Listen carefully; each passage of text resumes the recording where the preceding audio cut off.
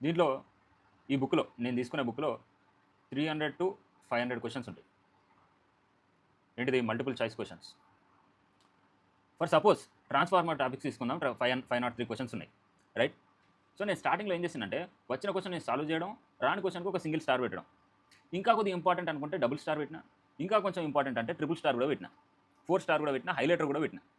కానీ ఫస్ట్ టైమ్‌కి ఇట్లా మార్క్ చేసినా గానీ, సెకండ్ టైమ్, థర్డ్ టైమ్‌కి ప్రాబ్లమ్ అయింది.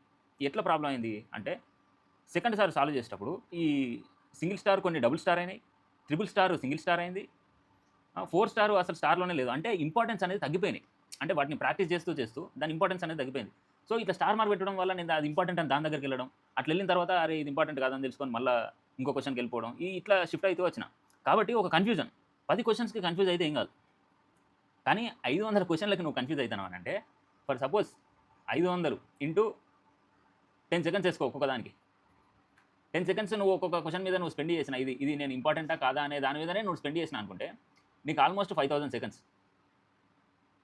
5000 సెకండ్స్ అంటే ఆల్‌మోస్ట్ 1 ½ అవర్. నువ్వు చదివే 4 గంటలలో 1 ½ అవరు అది ఇంపార్టెంటా కాదా అని ఇంతకుముందు ఏం మార్క్ చేసినా అనే దాని కన్‌ఫ్యూజన్‌లోనే ఎళ్ళిపోయింది.